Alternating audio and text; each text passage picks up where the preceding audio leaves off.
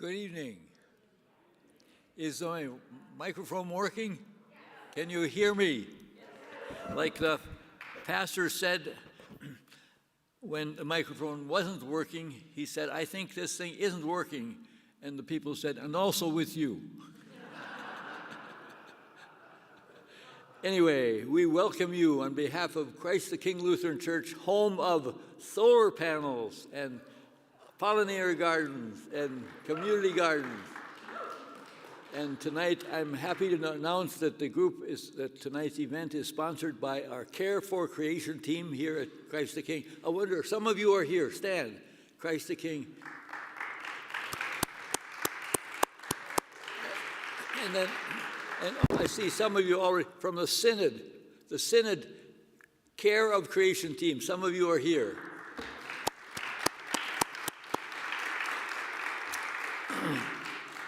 Before we get to our speaker, I want to just mention a few things. There are wonderful tables in the narthex that I hope you'll stop by and take a look at if you can during the evening.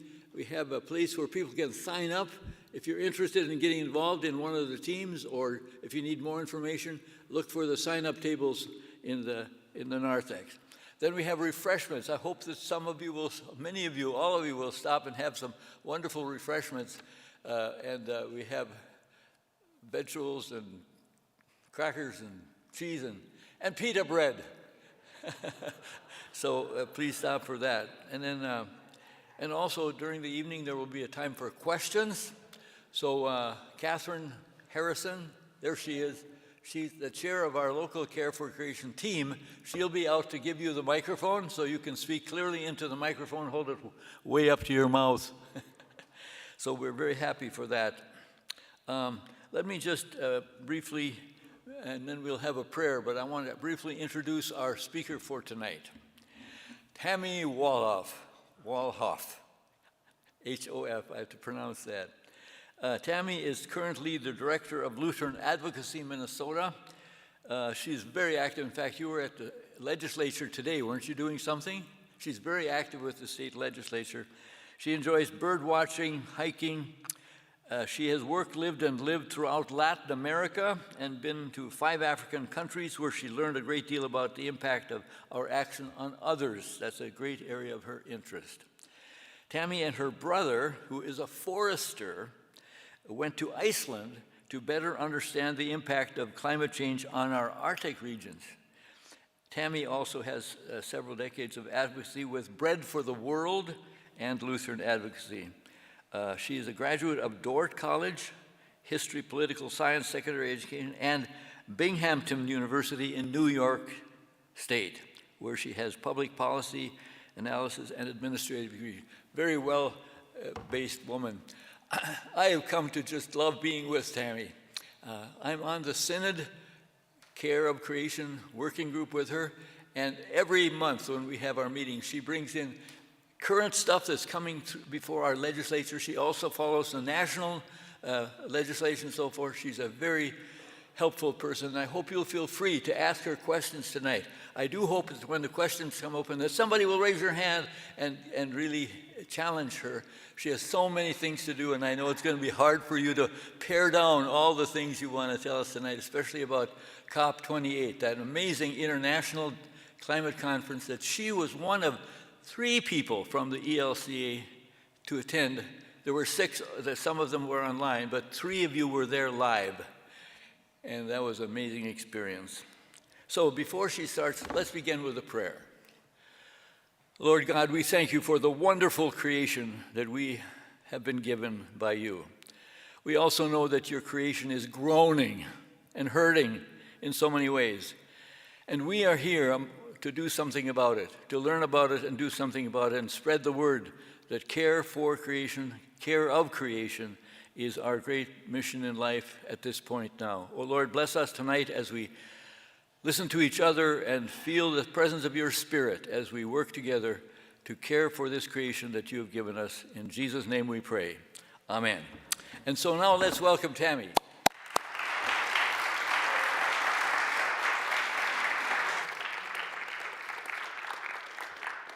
Thank you all. It's my pleasure to be here. I also think there's somebody else who needs to have some applause, and that is Vern. Vern is amazing in terms of his organizing of this event. Also, last summer, all of a sudden, within just a couple of days, I learned that Global Mission folks were meeting here, and they wanted to visit a local congregation to find out what they were doing on creation care. You know, how do you find a place within 2 days? Vern stepped up and made it happen. He's quite the organizer. So thank you so much, Vern.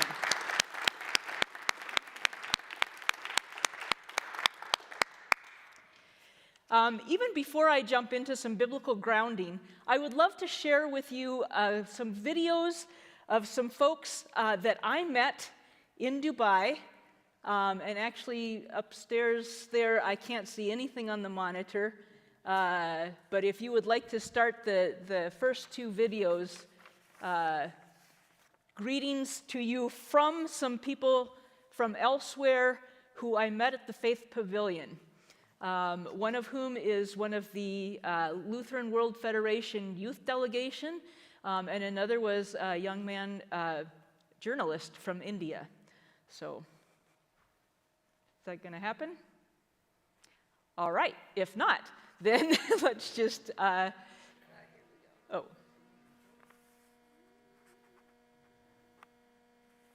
And while we wait for that, greetings to all of you who are online, too. I know that a number of people had been interested in that, and so word was spreading rapidly in the last couple days about how to jump on online, so welcome folks online, too.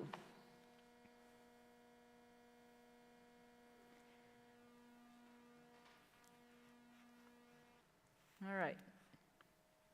Well, while those are coming up, let me just start with a little bit of biblical grounding and some things that I've been thinking a lot about. How often do we read in the scriptures things like, the heavens are telling the glory of God, the firmament proclaims God's handiwork? Does that sound familiar? What do you think is being talked about right there? Isn't that the atmosphere? And how does it declare the glory of God? Think about that. We live in a place that has just the exact right specifications of everything for us not to be too cold or not to be too hot, at least in the way that God created it. We're messing that up. But what an amazing thing to think about how God created the atmosphere in just the most perfect way. And a friend of mine recently, in fact, he's here, my bird watching buddy, mentioned the other day that he's been thinking about the whole earth is full of God's glory. Well, if we think about earth, what does that entail? The whole earth, the soil, all of it declares the glory of God. So what do we learn about like microbes and things like that in the soil then, if all of it declares the glory of God? I mean, there's just so much there to unpack. So let me just leave that to you for some thinking. And do we have the videos ready yet, or shall I skip those?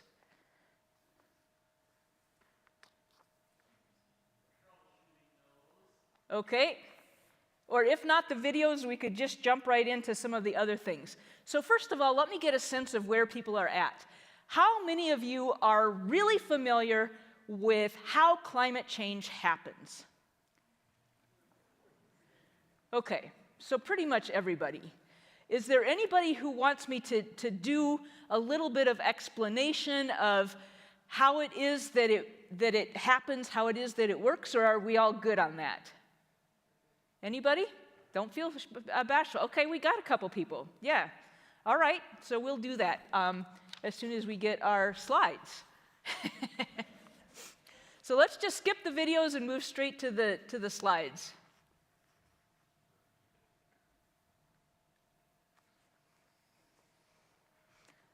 So we can thank Nate, too, for helping us get all of this working. He's up there managing things, so.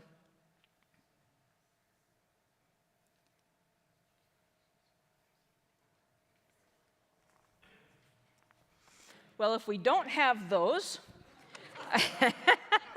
All right, this could be an interesting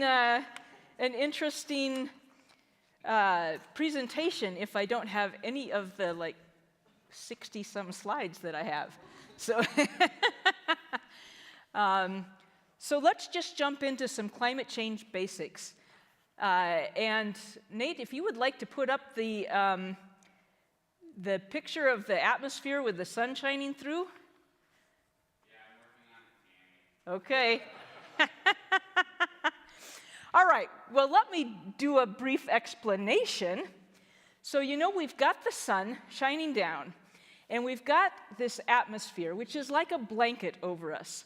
And sun comes in through that atmosphere, and some of the rays hit the earth and then go back out. But some of it, because we've got that atmosphere there, that blanket over top, some of it stays in. So, think about when you're at your grandma's house who keeps the temperature really low or so. And so you're snuggled under the blankets. How just the right amount of blankets, you get just the right amount of heat in there. And then, like if somebody else comes and joins you, then you add heat. Well, then that, maybe you need to take off some blankets. But we've got the sun shining through. It's these gases that are helping to provide that blanket over us. What happens then is when we are burning fossil fuels, we are putting additional gases into what that blanket is. So this was actually figured out already way back in the 1800s. Scientists discovered the carbon and greenhouse connection. So, think of this like a greenhouse too, or, if you think about your car, when the sun is shining in, it can get a lot hotter in the car than it is outside, right? It's the same kind of principle. So you've got the light shining in, and not all of the light and heat escapes. Some of it stays in the car. So it's that greenhouse effect. So people began to realize this connection way back in the 1800s. They realized that the burning of coal at that time was putting additional carbon into the atmosphere, and that had the potential to add to that atmospheric blanket. So now we think, okay, it's 2024, so why haven't we gotten this figured out if they knew about this way back in the 1800s? The thing is at that time they thought, well, there's no way that we could possibly burn enough coal to put that much more into the atmosphere, to put a whole bunch more gases into the atmosphere, so we don't probably need to worry about it. But in the 1930s, people started to notice that there were changes. Farmers especially said, things are not working the way that they did before. What's going on? In the 1940s, some people wondered if the actions that were happening during World War II were somehow impacting that. All right, here we go. In the 1960s as well, there were a number of people who said, is it this process of going to the moon, and is that somehow messing up the air so that it's warmer, so that our crops are not growing the same? But let's see. Oh, we're still working at getting it. What's that? Okay, thank you. In fact, in the 1930s, there was a study put together by a number of scientists that predicted many of the things that have been happening in the 2000s and 2020s. They predicted that if there was a lot of carbon, and they didn't know much about methane back at that point yet, and some of the other greenhouse gases, but they predicted that what that could do is it could cause that blanket in the atmosphere to be a thicker blanket. It could keep and trap more heat, and that heat being trapped could potentially suck up the water, causing greater droughts and causing large rain events where you get a whole big deluge of rain all at one time. So, oh, here we go. Here's our nice little graphic. So if we can, I've sort of explained this, but if we could just show there we go. So some is absorbed, some is radiated back. Most of the heat absorbed is reflected in all directions, warming the earth. All right, let's go to the next slide, if we may.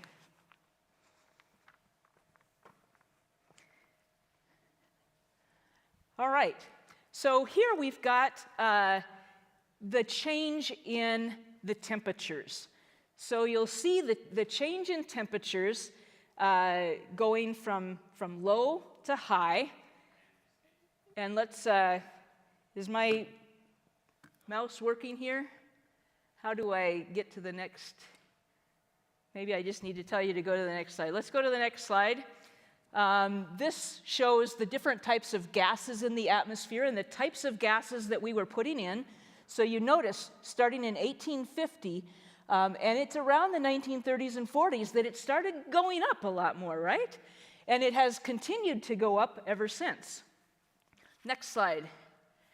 So here I've put one on top of the other, and you can see that correlation between the temperature and the increase in those gases work side by side. Next slide.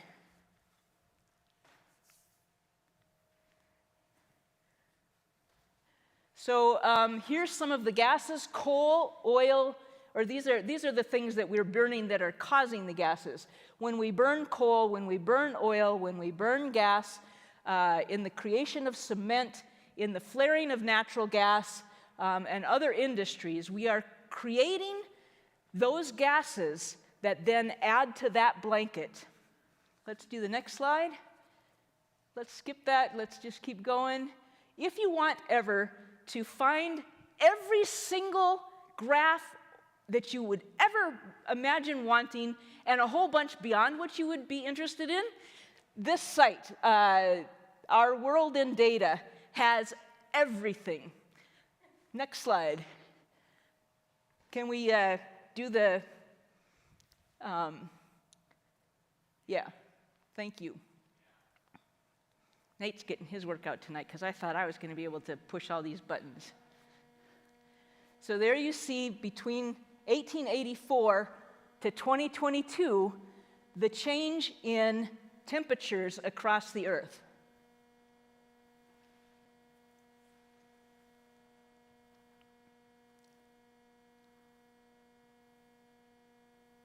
Notice especially what's happening in the Arctic.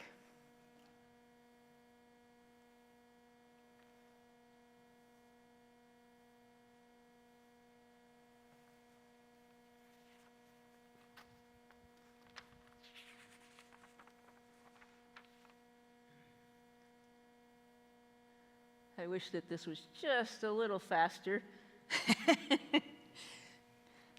But you get the idea, right? And when you get to 2022, it's just a little startling to see how red it is up on top. Red is hot? Red is hot, yes. Red is high temperatures, above the average. And of course, our average keeps going up too, because as we keep records and as our temperatures go up, then our averages go up, but we're still above average. In fact, thinking about how much we're above average right now, I just saw an article about somebody from the Aldo Leopold Center in Baraboo, Wisconsin, who said that the cranes, the sandhill cranes this year, did not leave until January 12th, which is just insane. And they were back already by February 12th. So who knows when we're going to see them here already. But, you know, they don't belong here for all of that time. They're supposed to be a little farther south. So here you see sort of that transition. You see 1901, let's see. So you've got, no, that's not quite what so the bottom one is 1994 to 2023. And the top one is that whole period of time. So in just the last 30, 40 years, we have had the vast majority of the warming. All right, let's go on. Let's skip this one. This is another thing where it shows things getting redder as the carbon dioxide in the atmosphere goes up. This one shows the oceans. We don't need to look at that either. Once again, it does the same thing. It starts bluer and it gets redder and redder and redder and redder and redder, which is just concerning because of how that impacts the wildlife that lives in the ocean, how it impacts the coral, and how it impacts the people. So we've got melting of glaciers. You can put this one on, and I'll just talk while it's going. And watch especially the darker white there as it changes over time. So that darker white, if it starts, we've had just massive melting of the glaciers, and that melting is adding to the sea level depth, and that sea level depth is already beginning to cover places. So there are countries that are beginning to be covered. There are islands. In fact, at COP23, I met so many people from the small island states. It looks like that is not actually working. Could you just shove it to the end so that we can see the final? Okay. So just move on then. You can see if that one works or not. But this would show then the melting in Greenland and at Antarctica. And this is just in the last couple decades. So 2022 to 2023. And watch how it becomes yellower and oranger, and that's the melting. I read at one point that if Greenland melted completely, we would have many, many meters more water globally in our oceans. With the melting that's happening thus far, and if we are able to keep the temperature, because when we talk about COP, we're trying to keep the temperature rise at 1.5 degrees Celsius. And that might not sound like very much, but think about it if you had a temperature. The Earth has a temperature. So if you vary between 98 point whatever and 101 with a temperature, you've got a fever, right? The Earth has a fever. And Celsius, of course, it would be many more degrees in Fahrenheit. So we see just these tremendous changes that are happening with the warming. And with 1.5, if we're able to keep it at that, they estimate that sea level rise goes up 6 meters. 6 meters, okay. What am I? Maybe I'm less than 2 meters, I think. 6 meters, that's pretty high. So think about the Florida Keys. I mean, they're already underwater during hurricanes, right? Think about the small island states. One of the people I was most impressed with at COP was Pastor James Bhagwan, who's a pastor from Fiji. And he talked about how the hurricanes are coming, he says, we're going to be completely underwater soon. And we're talking about where we need to go. Do we need to move? Do we need to live somewhere else? The hurricanes come and the storm surge, or the typhoons, I guess, in the Pacific, the storm surge covers so much of the islands that they're all impacted. And then he says, so we get to a conference like COP28, and everybody's talking about money. He said, but I'm thinking about my congregation. I'm thinking about my people. And I'm thinking about folks who have lost everything. Multiple times they have lost everything. How am I supposed to pastor to them, especially when I have also lost everything? And so that's something for us to think about as people of faith, too.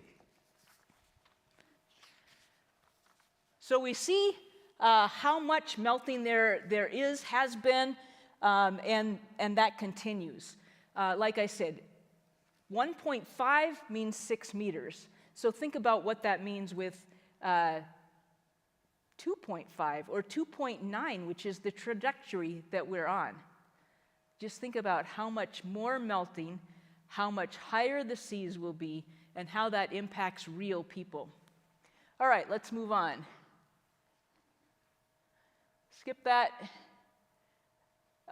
Go ahead and turn that on. This is just a graphic that shows Florida and the Gulf area, how much of it will be underwater at 6 meters. So that's not beyond 6 meters, that's at 6 meters.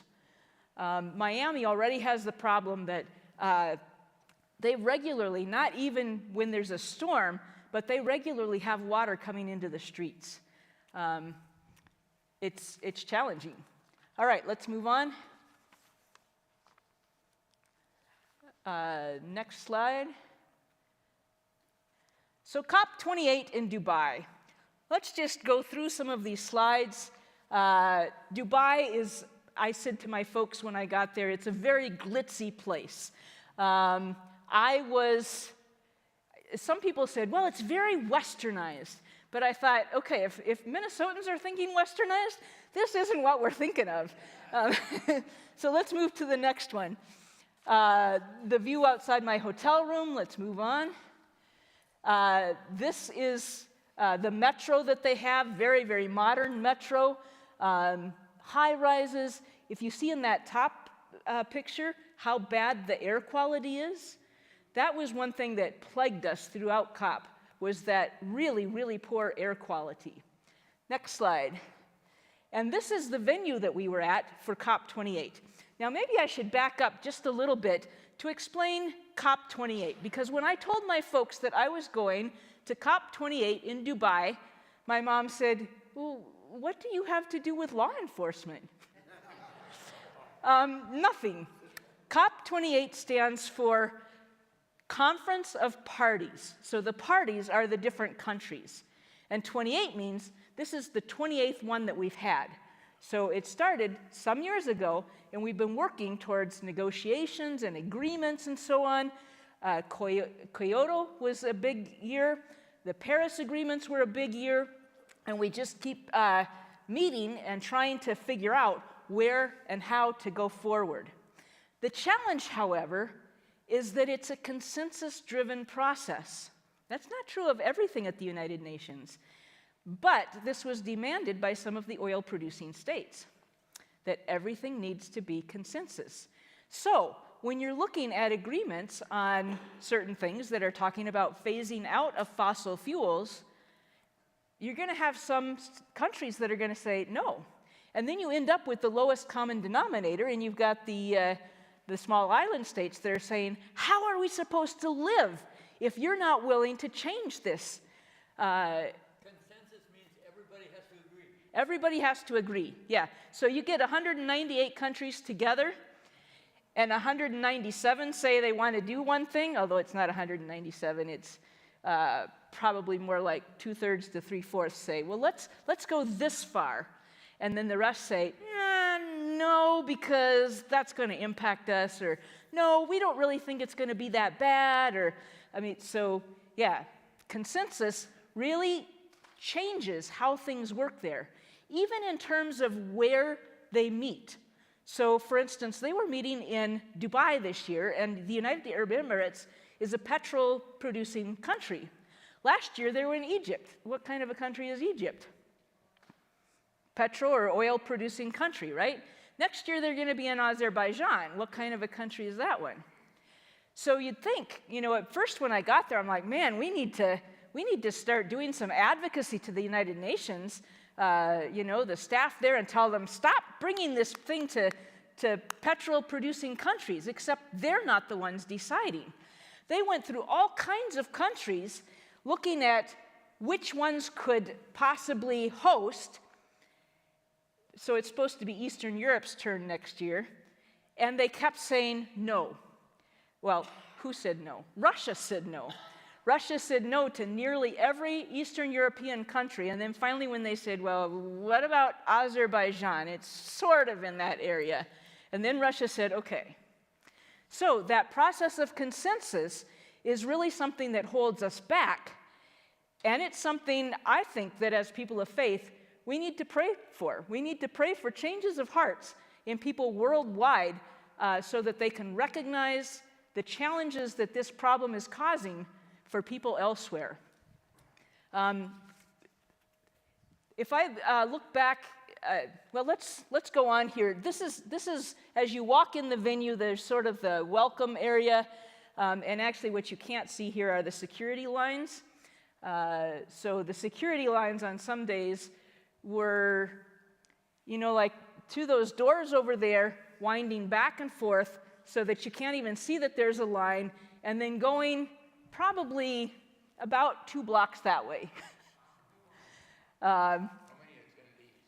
About between 86,000 and not quite 100,000.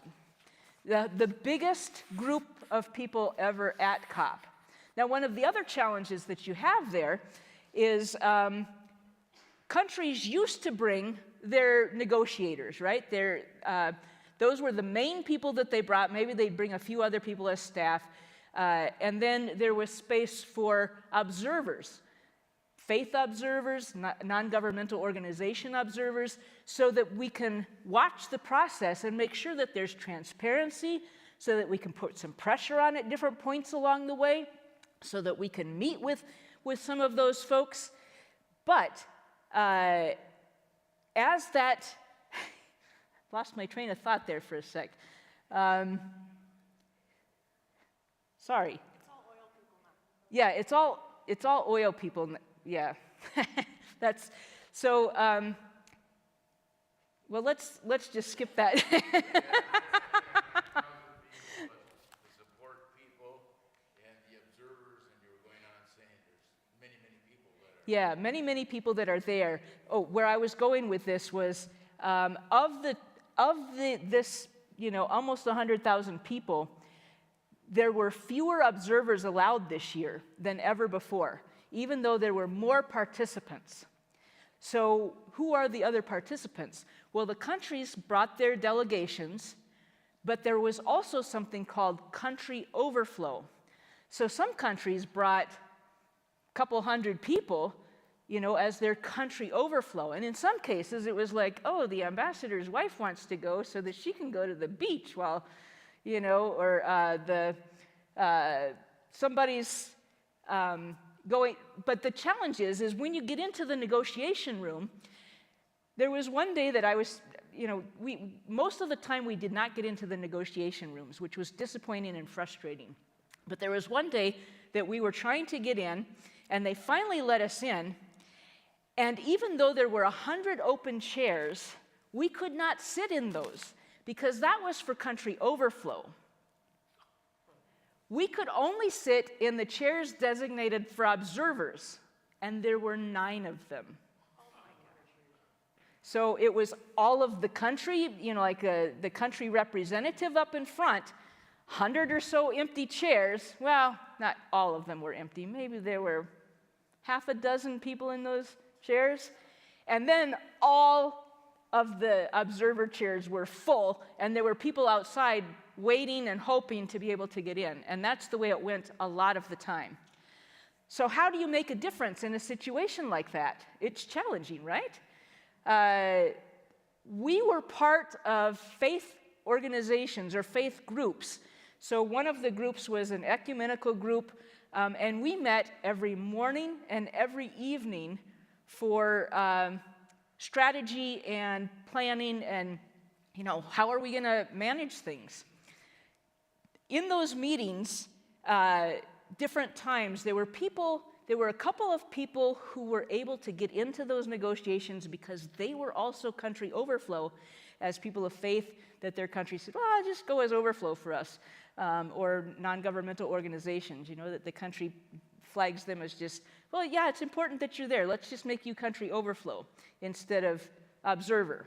And so we had some people who were in that category who could get into the negotiations, and then they would bring out, okay, this is what they're talking about today.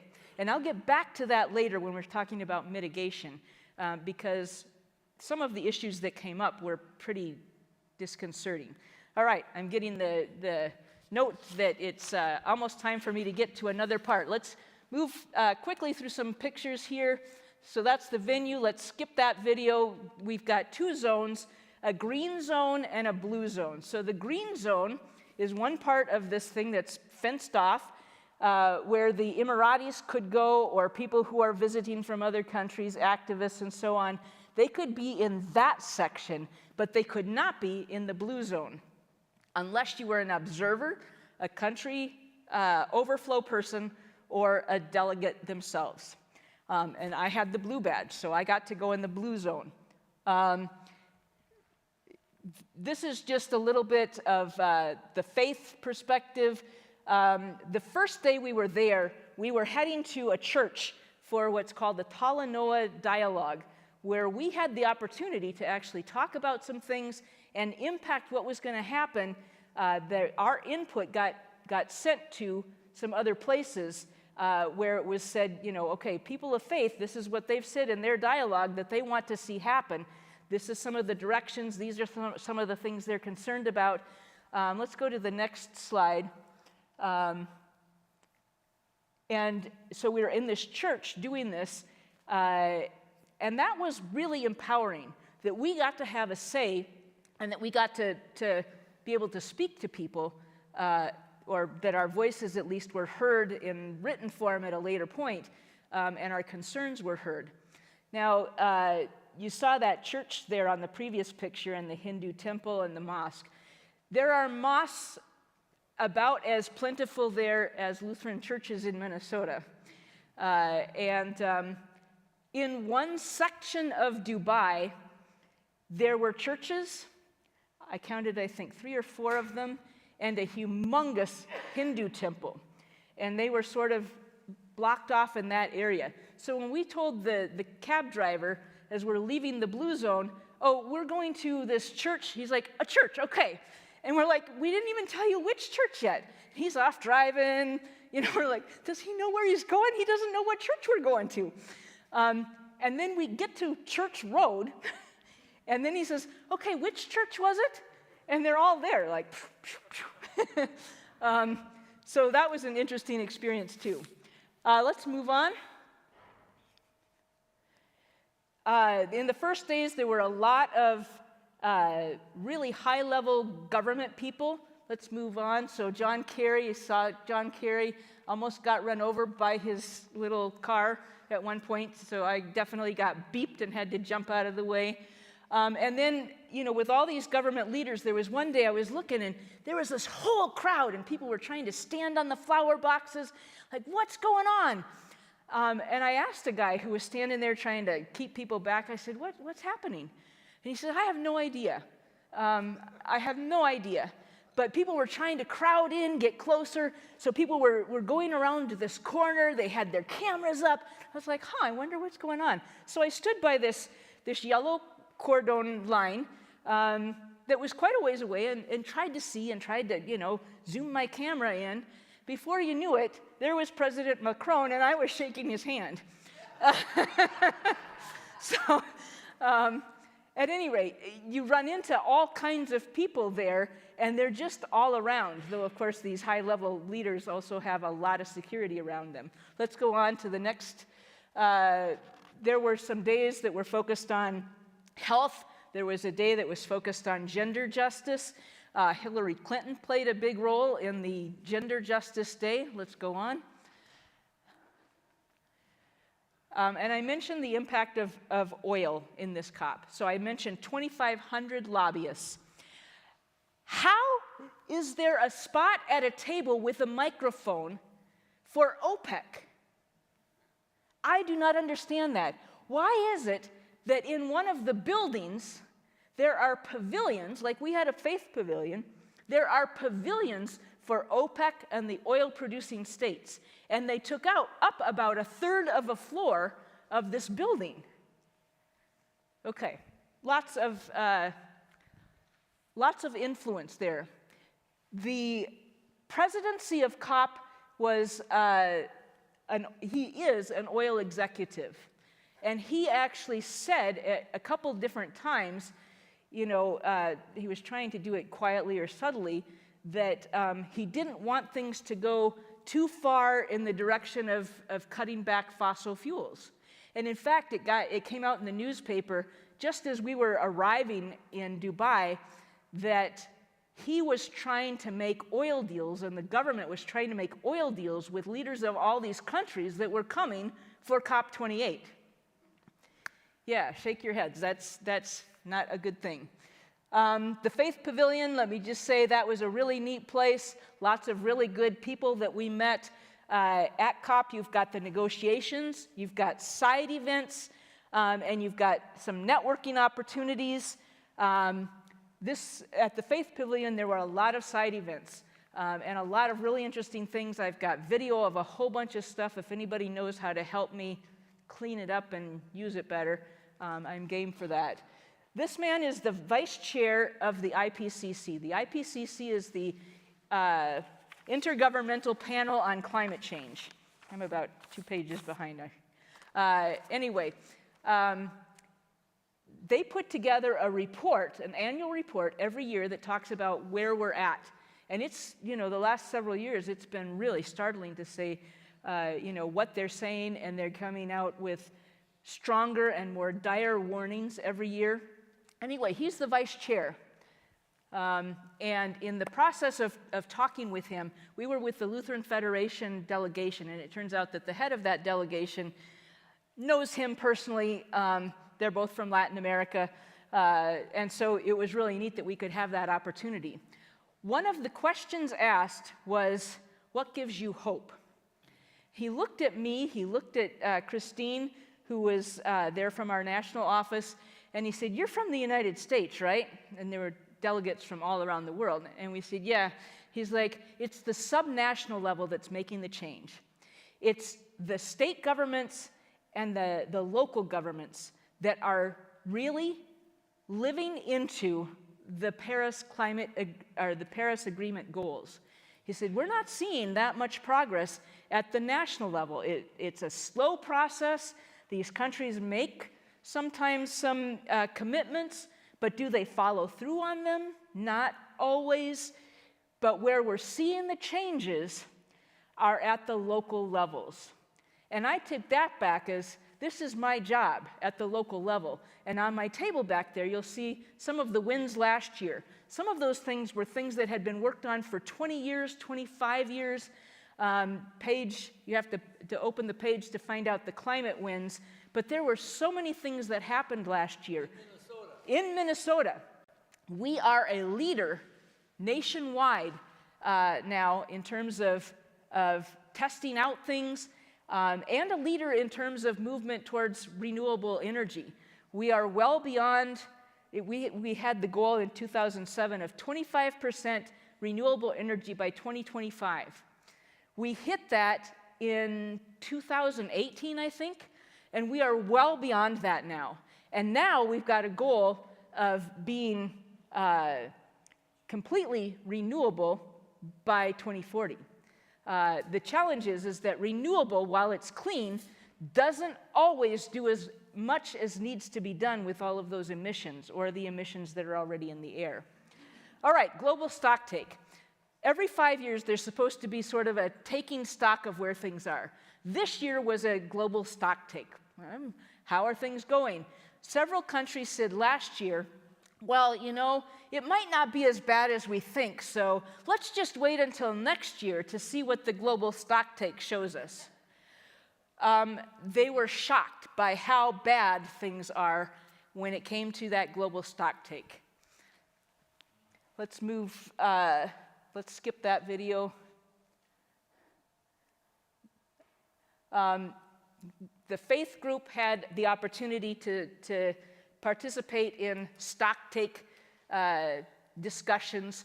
What is the role of the faith community? What should be the role? How should we be influencing? And so that was a really neat opportunity for us to share our own thoughts and ideas. Let's move on. All right, so when we're talking about what needs to happen, we've got several different layers, right? we've got mitigation, which is preventing more emissions into the atmosphere. We've got adaptation, which is people trying to, it's basically helping people figure out how to adapt to the situation they're in. Some years ago when I was in Malawi and Zambia, they were trying these, they would dig holes about 18 inches deep, every so often, and they would put all of that crunchy stuff, bio whatever, into the hole. Then they would refill, then they would put in fertilizer, then they would refill with dirt, and they would plant in that hole. And they've had drought just time and time again, which is just destroying them. But those people who are doing that adaptation are having record crops because the moisture stays in the soil and it's deep enough that it doesn't get too wet. So it's just right. So what kinds of adaptation needs to happen for each country along the way? And then, we've got these climate change events that are happening. We've been seeing a lot about wildfires and droughts and floods and hurricanes and typhoons and all sorts of things, the rising sea levels. And so loss and damage is a piece that this year was the very first decision of COP on the very first day. And everybody's celebrating, oh, what a wonderful thing. Look how we accomplished that so fast. Let's go to the next slide. Oh, next one. All right, it was already discussed way back in 2007, so it kind of took from 2007 to 2023 to actually finally get to the process of having a loss and damage fund. And in talking with all these folks from the Global South about this loss and damage fund, some said, how is that going to work? First of all, there's not enough money in it. The United States, while some other countries were designating hundreds of millions, the United States put forth 17.5 million. We might think, oh man, that's horrible. But that did not need to be approved by Congress so we could guarantee it. Anything else that we would pledge would need to go through congressional approval. And is it going to be approved right now? Probably not. So, this challenge is constant, and these tensions are constant. At any rate, with talking with these Global South folks, they were of the opinion that it's also too much discussion about money. So I mentioned Reverend Bhagwan before, right? So if everything is monetized, how do you do a fund like that? Loss and damage, right? Okay, you lost your house. Okay, that's X amount of dollars. You lost your head of household. Okay, so you maybe lost your earning potential. So, how do we help you through this loss and damage fund? And as Pastor Bhagwan said, it's so much more than that. How do we lament what we are losing? The loss and damage fund does not even address that. So that's a piece of it. All right, let's move on. All right, so some of the things that were discussed, let's actually skip this. If you want to see some of these things, I can show you later or talk to you later. Adaptation. So a couple of the sessions that I went to that were most interesting were on adaptation gaps and on mitigation gaps. Let's go to the next slide. Does this play?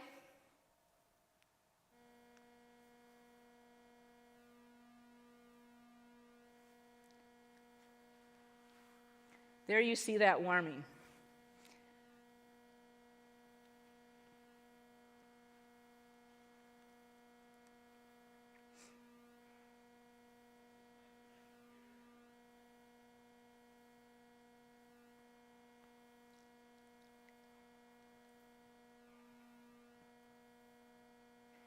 Notice, slowing in several key areas: finance, implementation, adaptation is one of the most key things happening right now that needs to be addressed because the disasters are happening, the warming is happening. How do we help people adapt?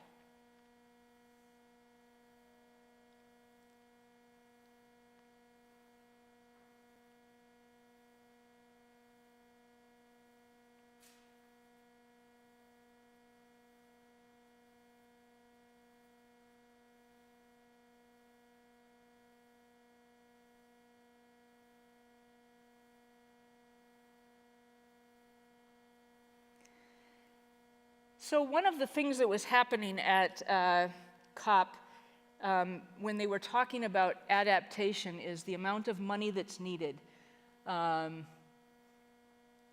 Let's go to the next slide. And let's skip that. Let's go to the next slide and the next one. There. So the amount of money that's needed is that purple, all right, to help people adapt. That's what's been calculated in terms of money to help support programs, whether it's, like I mentioned, the new ways of farming or other things. And in fact, farming is one of the biggest things that is being impacted and needs help with adaptation. That little red line is where we're at in terms of commitments for finance. And the red arrow is what they said they wanted to improve it to. So they wanted to double the amount for adaptation. And I'm like, well, if you're starting with this amount and you're going to double it, it's still not very much. Adaptation is one of those things that can help prevent the damage and loss. Challenging, right? Let's go to the next slide. So these are some of the sectors in which we see the need for adaptation. So agriculture and livestock is huge. Biodiversity and ecosystems, transport and infrastructure, also related to water security, human health and well-being, fisheries, forestry, energy, cross-cutting issues. This is the area that includes things like food security. This is the area that includes things like health and how to address those issues. We need to find ways to address those, and we need to find ways to support the adaptation that is happening in Global South areas. And one of the things that we kept hearing from several of our faith partners in the Global South was, who's at the most local level? It's the churches, right? Or it's the mosque or the synagogue. People of faith are at the most local level. Who's going to be dealing with people who are experiencing the challenges? It's people of faith. So there was a lot of discussion about how communities of faith and non-governmental organizations that are faith-based can be engaged in doing more on adaptation. But once again, the funding is low, but this is part of what we do when we give dollars to ELCA Global Hunger, right? Or World Hunger. This is what we give to for things like Lutheran World Relief or other such organizations. Those are places where that adaptation is happening. Let's skip that. There's so much I can share. Moving on to mitigation. Let's not do that video. Let's skip that video. All right, yeah, just move it fast. I like this image. It's like a broken record. So you see at the center of it is, the before things got so hot, and then as things get hotter and hotter, it's almost like our record is melting. So there are some really interesting graphs that you can look up online that show sort of that circular description of, showing the temperature rise as it gets farther and farther away from the center. All right, this is actually showing what needs to happen in terms of keeping things at the 1.5 degrees warming above the average, the 2 range, and then elsewhere. Let's move on. The various types of gases. I just want to point out here, look at what those categories are. So those are like billions of tons of gases, right, that we're putting into the atmosphere. So it starts in 1990, 37.9, and it goes up to 2020 at 54.5, and then 57.4, which I think is probably 2023. So that's people back in the 1800s when they said, oh, we probably wouldn't ever, put that much carbon or, gases back in the atmosphere. Billions of tons is going back into the atmosphere. And that's part of what needs to be mitigated.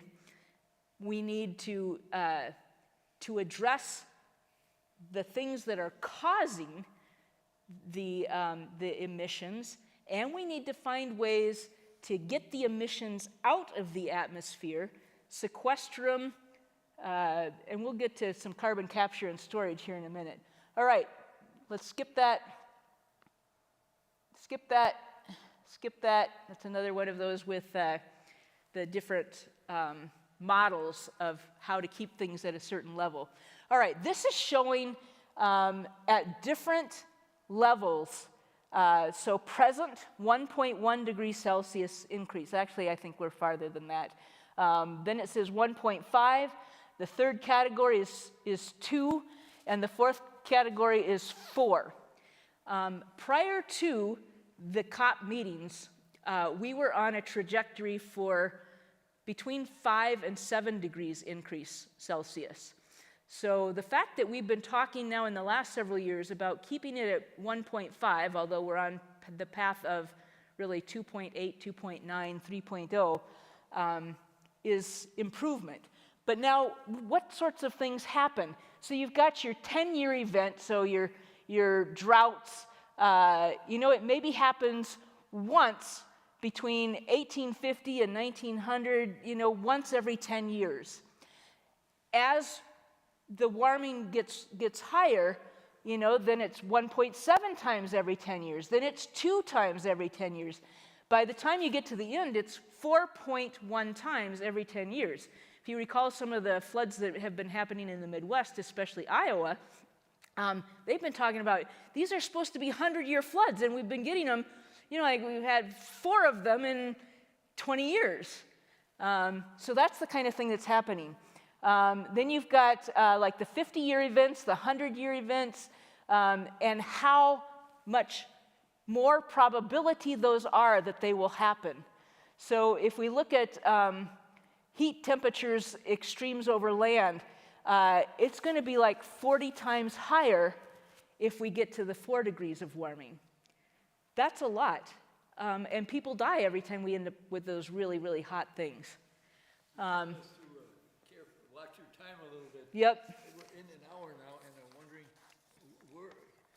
what was the final thing about what happened at the end of COP? Was there something good that happened, or was it just a bunch of talking? There was something good that happened, and we weren't certain that it was going to happen. So at the very last day, they're looking at these documents, and people are rejecting documents and adjusting documents and whatnot. We arrived, and the documents weren't coming out. We left at 9 p.m., and still we weren't hearing what was happening, but we were hearing some news from some U.S. Negotiators that it's going to be better than it was, because Saudi Arabia had said absolutely no mention of fossil fuels. In the end, where they ended up was saying we need to phase down fossil fuels. Not phase out, but phase down fossil fuels. And that was a big win. And everybody agreed to that.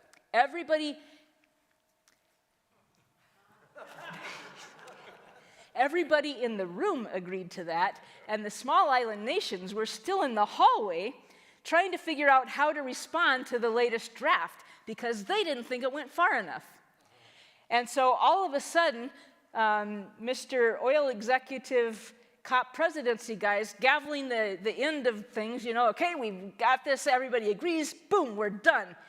And these countries come back, they're like, wait, we didn't want to interrupt your standing ovation here, but we were in the hallway while you decided that this is the final deal, and this is still not enough. We are drowning, literally. So there were people who were not entirely happy, or countries that were not entirely happy. So what Yet, did they agree to? What did we?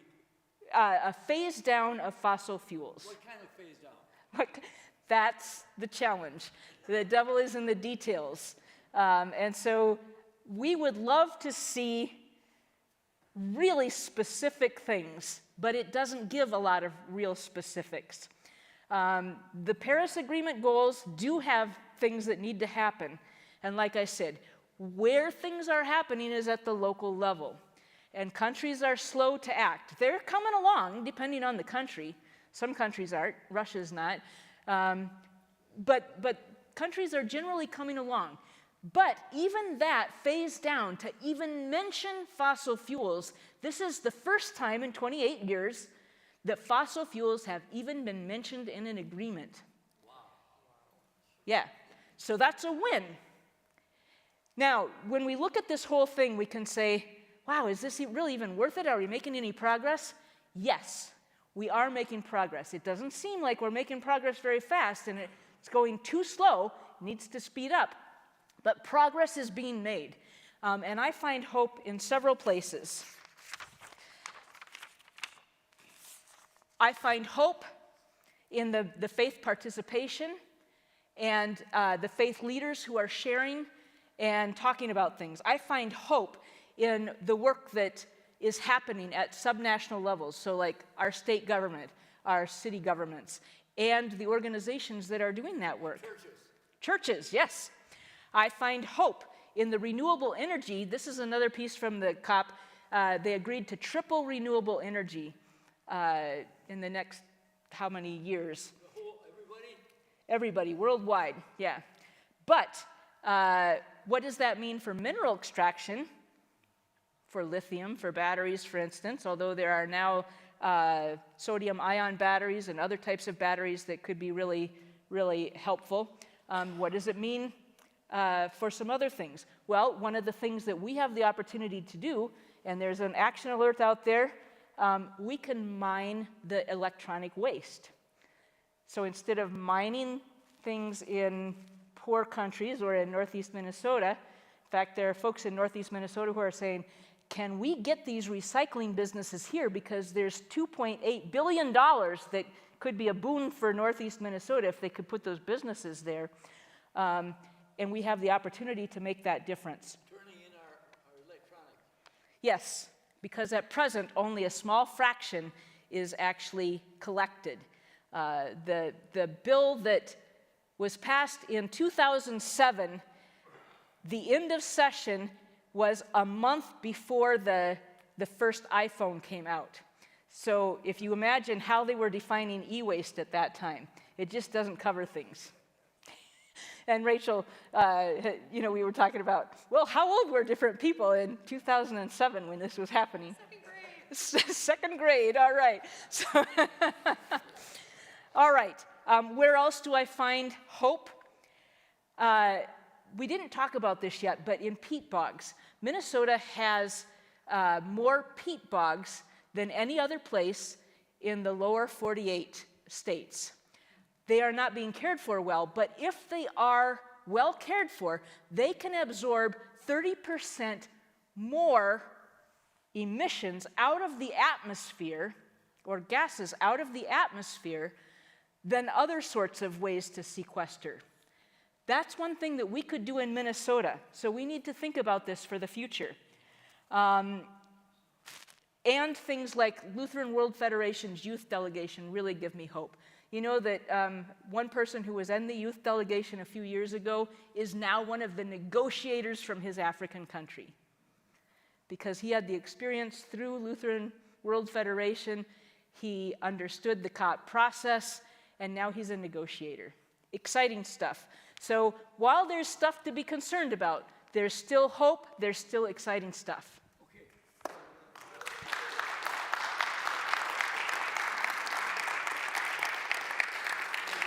And as you imagine, I could talk for hours about all of this stuff, but... I'd love to hear you. Let's get some questions. Catherine's got the microphone. Who's got questions? There we go.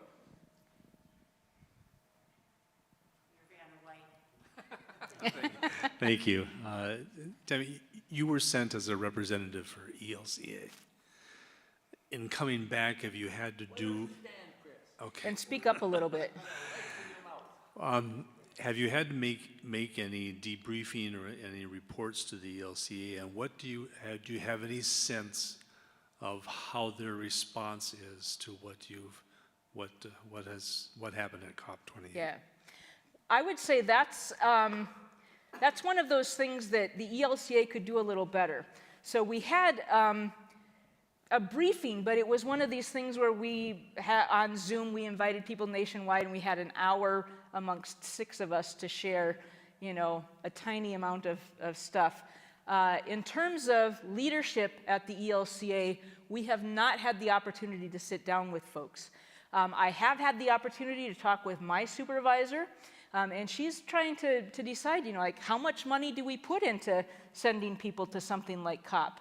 And, it's expensive. It's a big carbon footprint to send somebody, but is it worth it? I would say it's worth it in spades. But we need to find ways to use what we learn better church-wide. Over here. For the annual CO2 graph, there was a spike, like in the 2000. For the annual CO2 graph, in the slides back, there was a spike down, and I was wondering why. A spike? Down. Oh, one of those was airline emissions. And so it was going up, and then all of a sudden there was a major drop, and then there was an increase again. You can imagine when that drop down was, right? 2020, during the pandemic, yes. How long will it take to reverse the effects of climate change? That's a really good question. How long will it take to reverse the effects of climate change? I think we're going to be working on this for decades and decades and decades to come. But we need to make progress faster to stave off the worst. It's something that we're going to have to be constantly thinking about, I think, not just for the rest of our lives, but for the rest of humanity. Because, there's all sorts of things that we can do that put more gases back into the air. So how do we find ways to keep our emissions low or none? So that's an ongoing thing. Good question, though. So what's something that I, as an individual, or anybody in here, what's the best thing we can do? Best thing you can do? Yeah. All right. I would say a couple of things. Number one, pick up the action alert back there on the table. And the House Environmental Committee is hearing the e-waste bill tomorrow. So send them in at the state legislature. So send your representative an email tonight and tell him if he's on the committee, or tell her, whomever, if they're on the committee, to make sure that it passes. If they're not on the committee, tell their colleagues on the committee to make sure that it passes. That's the representatives. That's the representatives. The Senate happened today. The committee happened today. And the action alert actually uses the Senate language. But pick up the other page next to it that's got the bill number for the House, and use that bill number. That's one thing. But another thing I would say, education, education, education. How do we spread an understanding? One of I think the very last slide that I had that we didn't get to is the political will, or the people who say they believe that they and their country ought to be doing something. And the United States is not up there with a lot of other countries. So a lot of the rest of the world is this dark blue, especially lots of the poor countries. And then the United States is sort of, 60 to 70% say yeah. But a lot of people are not yet convinced that this is an urgent problem. And so a lot of education is needed, whether through churches, through schools, through wherever. I think that's a big, big piece, even here in Minnesota. Yeah. I'll ask a question while waiting. There's the slide. Tammy, how much conversation, if any, at COP was there about the need to adopt geoengineering solutions? There is discussion about that. How much discussion is there about adopting geoengineering solutions? So that means like there are all sorts of different Like geoengineering. seeding Yeah. sulfur into the atmosphere to reflect sunlight. So trying to Yeah. alter at a global scale the climate by, it's like, so. Interestingly, there is a minority of scientists and government leaders who say, look, we need to do something like this, because the problem is huge and we're not going to fix things unless we do this. There are a majority of scientists and people who say, but we don't know the impacts. What would be the unintended consequences? And there could be huge unintended consequences. So we know a number of things that we can do that do not have those kinds of unintended consequences. But there are some people, some countries who are basically, in fact, a lot of the oil companies are suggesting things like that. We didn't get to the carbon capture and storage piece, but one of the things that oil companies have been really pushing is carbon capture and storage. So, you take carbon out of the, ethanol plant, and you send it in a pipeline to the Bakken oil fields, and you store it there. The problem is that it's not just going to be stored in the earth there. They're going to use it for enhanced oil recovery, which is a lot like fracking. It's to push more oil up. So, how can we work against things like that? So there are a number of things that oil companies are really pushing that would allow them to keep doing a lot of what they're doing without really phasing down and phasing out the use of fossil fuels. Are the oil companies helping? They claim that they are. No, but are they? Exxon is one of the worst in terms of... Exxon is the worst. They have been obscuring what they've known.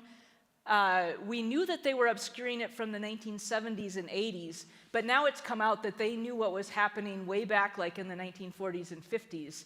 And they've been a part of the climate denial, basically saying, spreading this narrative that, oh, this isn't really something to worry about, or oh, it's not real, because it impacts their bottom line. One the more challenge question. is, A couple more questions, then we're going to wrap it up. Okay, let's go over here, Diane first. Here. I can do it without that. Loud. Did Use the Cobb micro- talk at all about the extinction of species?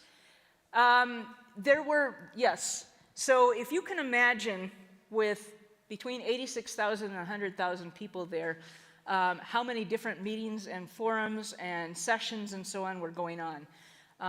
So there are various negotiation sessions, and so that's part of some of those negotiations, but they've got like lots of different categories where they're talking about stuff. I did not follow that very well, but that is a concern in terms of the extinction of species. Zoe has another question. Jen, yeah. So Stand I'm up. interested in, so the slide with the countries that was up there of the countries that said that this was a big deal. How you had mentioned earlier that when it came to consensus, 3/4 of the countries were on the same page, and then a quarter was like, no. Does that match with that map that shows? So does that? Are the 3/4 of the countries the ones that are blue, and then the 1/4? Not entirely, no. It really depends like who's in government in a country.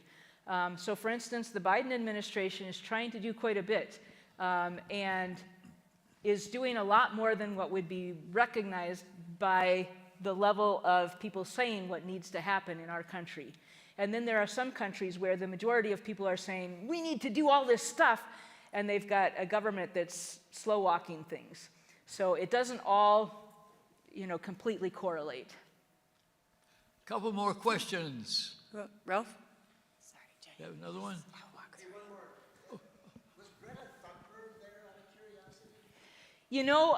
I thought that she was going to be, but I don't think she was. So this was Greta Thunberg. Was she there? I think that if she had been there, there would have been a whole kerfluffle of, things. In fact, the kerfluffles and the protests were more from the indigenous folks from various different countries. And in fact, that's an important piece too. When we're talking about things like loss and damage, in other countries, the low-income countries are to be the beneficiaries of loss and damage. But what about the tribes who are having to move whole communities that are U.S. tribes?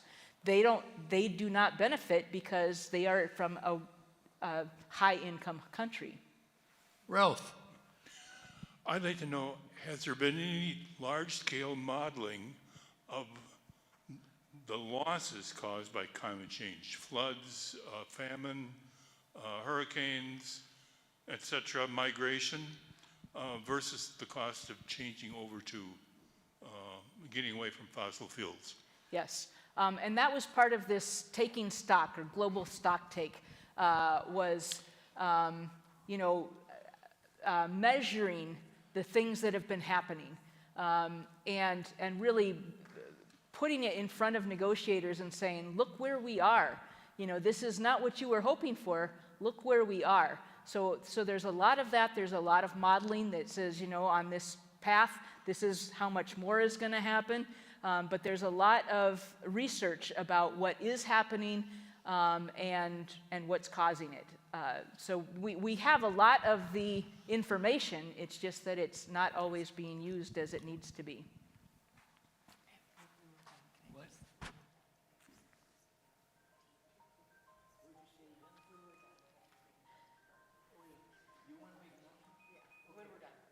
We're going to wind down now.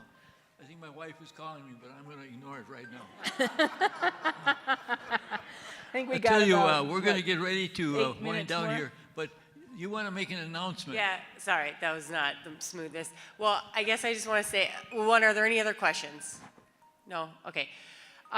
So I guess two things. As you were talking, I was recalling that this last week was the sermon of Christ overturning the tables in the temple, and I just thought about like that holy chaos that Pastor Sonia preached about and feeling moved. If I had been at COP, that would have been me. I'm like saying here, like, this is gross.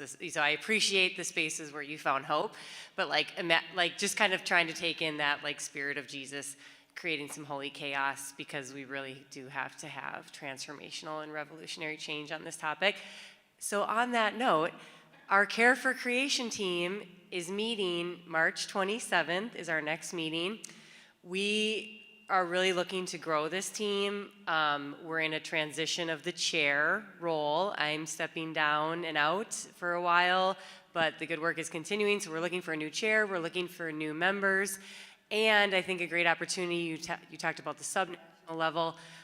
This year, the city of New Brighton wrote and passed its first climate action plan. So our city has, I know not all of you are from New Brighton, you're from throughout the Synod, but we have an opportunity as a congregation to look at that plan right now, brand new stuff, lots of energy, and take some action. So that's my little rah-rah. Back to you, Vern, or are you talking to Brigitte? No, back to you.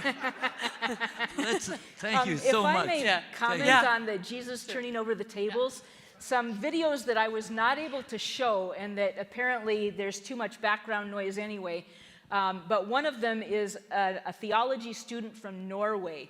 And one of the questions that I asked him was, as a person of faith, what do you think, like how do you think you should be responding, and he said, well, if Jesus, Jesus would be overturning the tables, and he said those exact words, and he said, so I need to be interested and engaged. He said, but maybe not overturning tables. Sometimes people are looking to not turn away our politicians. We need to build relationships with them. But there was a lot of understanding there at COP too about building relationships with our leaders to make things happen. That's one of the things that you are really good at, I can tell, with your work with the legislature. You build relationships with those who oppose you, and you go across party lines to build relationships. That's such a big thing. And your orientation in the faith, you really talk about being oriented in the faith. We're going to wind this down now. Let's thank Tammy for a wonderful evening.